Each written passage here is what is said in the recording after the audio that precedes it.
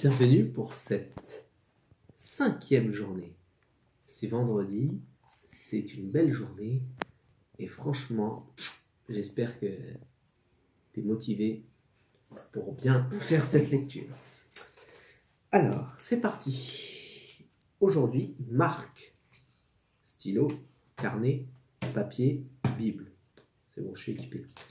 Aujourd'hui, Marc chapitre 3, du verset 1 à 19. Ensuite, Jésus retourne dans la maison de prière. Là, il y a un homme qui a la main paralysée. Les gens regardent Jésus avec attention pour voir s'il va guérir cet homme un jour de sabbat. En effet, ils cherchent une raison de l'accuser. Jésus dit à l'homme qui a la main paralysée, « Lève-toi ici, devant tout le monde. » Ensuite, il dit à ceux qui sont là, « Le jour du sabbat, qu'est-ce qu'il est permis de faire? Du bien ou du mal? De sauver la vie de quelqu'un ou de le laisser mourir ?» Mais ils ne répondent pas. Jésus les regarde tous avec colère. Il est triste parce qu'ils ne veulent pas comprendre.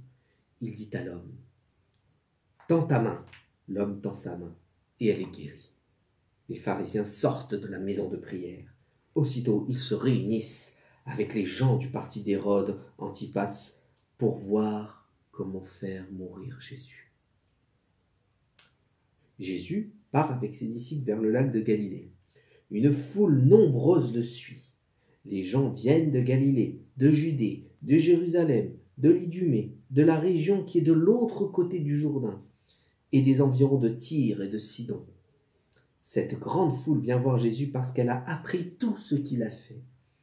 Alors Jésus dit à ses disciples, « Préparez-moi une barque, pour que la foule ne m'écrase pas. » En effet, Jésus a guéri beaucoup de gens et tous ceux qui souffrent de maladies se précipitent sur lui pour le toucher.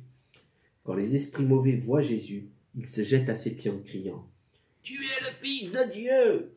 Mais Jésus leur commande sévèrement, « Ne dites pas qui je suis. » Ensuite, Jésus va dans la montagne. Il appelle les hommes qu'il veut et qu'ils viennent auprès de lui. Parmi eux, il en choisit 12. Et il leur donne le nom d'apôtres. Il les choisit pour les avoir avec lui et pour les envoyer annoncer le royaume de Dieu. Il leur donne aussi le pouvoir de chasser les esprits mauvais. Voici les 12 apôtres. Simon, à qui Jésus donne le nom de Pierre, Jacques, fils de Zébédée, et Jean, frère de Jacques. Jésus leur donne le nom de Boanerges, c'est-à-dire les hommes pareils au tonnerre. André, Philippe, Barthélemy, Matthieu, Thomas, Jacques, fils d'Alphée, Thaddée, Simon, qu'on appelle le nationaliste, et Judas Iscariote, qui va livrer Jésus. Voilà, c'est tout pour cette lecture d'aujourd'hui. J'espère que ça t'a plu.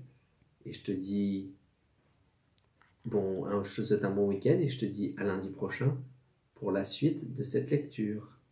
Allez, porte-toi bien et que Dieu soit avec vous.